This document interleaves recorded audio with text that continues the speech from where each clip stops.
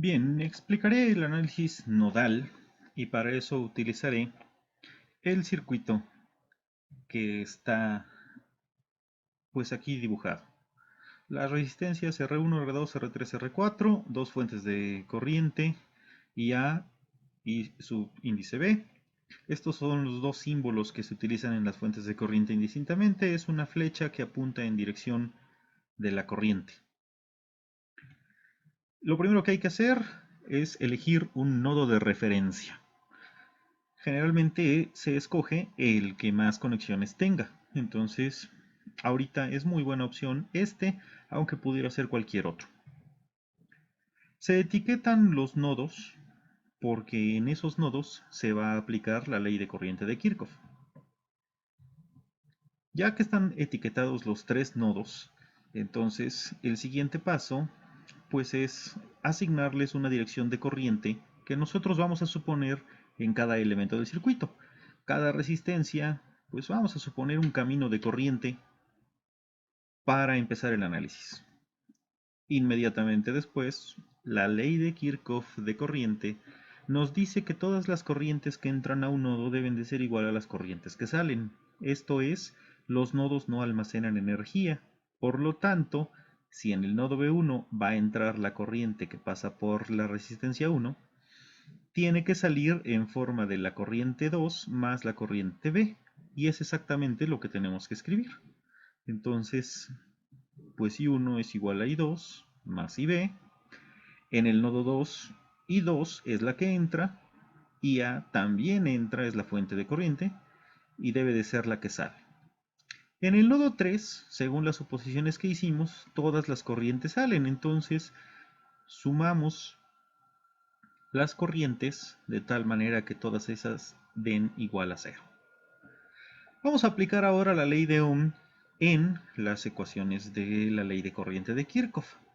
Para esto, la ley de Ohm me dice que la corriente es igual al voltaje entre la resistencia y esta es una forma un poco, digamos que complicada de manejar, entonces yo recuerdo que la resistencia es igual a la conductancia, bueno, el inverso de la resistencia es igual a la conductancia y eso sí lo puedo multiplicar por una diferencia de voltajes. ¿Cómo le hago? Agarro un elemento de circuito, la corriente que lo atraviesa. Si es una resistencia va a ser un voltaje positivo, un voltaje mayor al inicio del recorrido. La resistencia va pues a disminuir su voltaje y vamos a tener un voltaje menor. Entonces, con esto en mente, puedo calcular la corriente 1 como el voltaje en el nodo 3 menos el voltaje en el nodo 1 multiplicado por la conductancia. De esa misma manera, la corriente 2 va a ser igual a pues la diferencia de los voltajes en sus terminales multiplicada por su conductancia.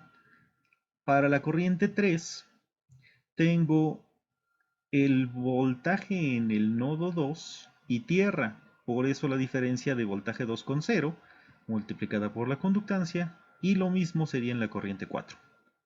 Aquí ya no la indico. Si hago las sustituciones de la ley de Ohm en las leyes de corriente de Kirchhoff, para el nodo 1 voy a obtener esta ecuación. Para el nodo 2, la primera corriente es I2, entonces este término es el que estoy sustituyendo aquí, más la corriente de la fuente,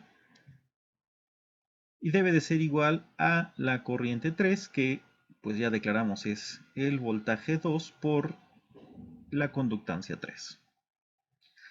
Para el voltaje en el nodo 3, pues de manera similar podemos armar la ecuación voltaje 3 menos voltaje 1 por la conductancia más la corriente más la corriente 4 igual con 0.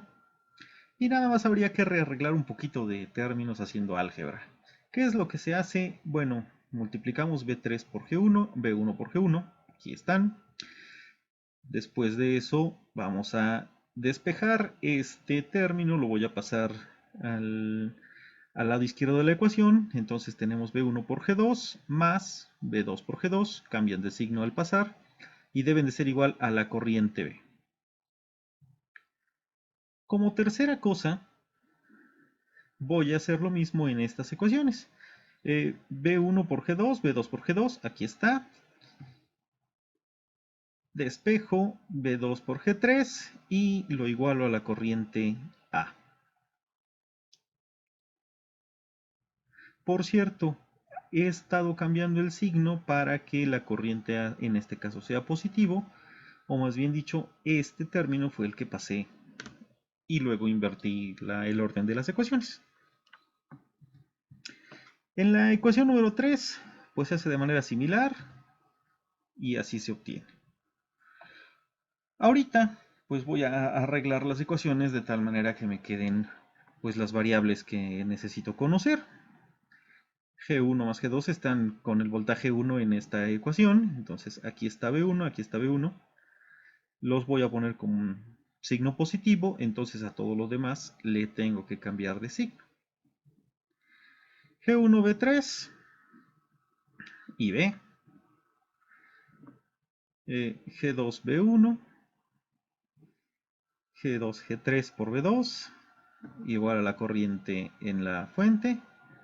G1, B1, G1, B3, G1, G4 y la corriente en la fuente. Pues hasta aquí sería la explicación de cómo obtener el conjunto de ecuaciones solución para nuestro circuito.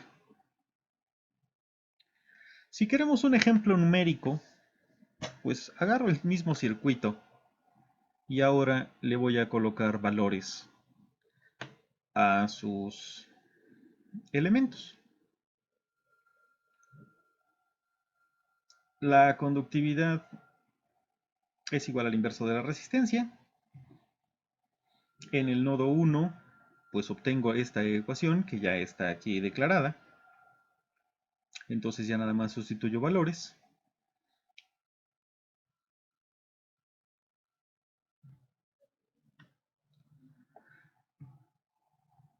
Después continúo sustituyendo. Ahora B3, bueno, el inverso de la conductancia 1 es también 1.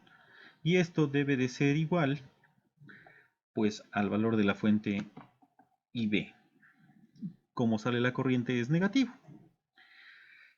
Posteriormente vamos a hacer lo mismo para el nodo 2, en el cual es un medio de B1, la conductancia de un medio. Aquí los valores de la suma de G2 y G3 es un medio más un tercio por B2 y lo igualo a la fuente de 1 ampere. Para el nodo 3, G1 es 1, B1, no hay término en B2 y un 1 más un cuarto en B3 igual a la fuente. Voy a hacer de estas ecuaciones ahora una matriz, entonces me queda de esta manera. Solamente es hacer la suma de términos y colocarlos. 0.5 los convierto a decimales también. Y así voy llenando mi matriz conforme pues esto se basa en las operaciones. B1, B2, B3 son mis conjuntos de incógnitas. Menos 2, 1 y menos 1 pues es mi matriz de soluciones. Y voy a ocupar la regla de Sarrus, o sea, extiendo la matriz en sus dos primeros términos y ese va a ser mi determinante.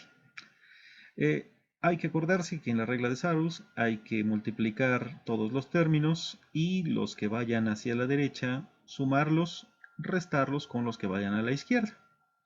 Entonces, si eso hacemos, los primeros tres términos nos dan 1.5618. A la hora de multiplicar hay un 0. En la siguiente columna también hay un 0. Y hacia atrás, 0.5 más 0.5 más 0.25, 0.33125. Acá hay un 0, otro 0. Y el último es menos 0.833. Con eso obtengo este valor y ese es el valor del determinante. Si ahora utilizo la regla de Kramer, pues estos valores de la incógnita van a aparecer en la primera, segunda y tercera columna para hallar B1, para hallar el voltaje 2, para hallar el voltaje 3 y listo. Con esto se resuelve el circuito tenemos los voltajes en cada nodo y si queremos conocer las corrientes que pasan por cada elemento del circuito, podemos hacer uso de nuestras ecuaciones de la ley de Ohm y calcular I1, I2, I3, I4. Hemos dado con esto pues la explicación de la aplicación de la ley de corriente de Kirchhoff con su ejemplo numérico.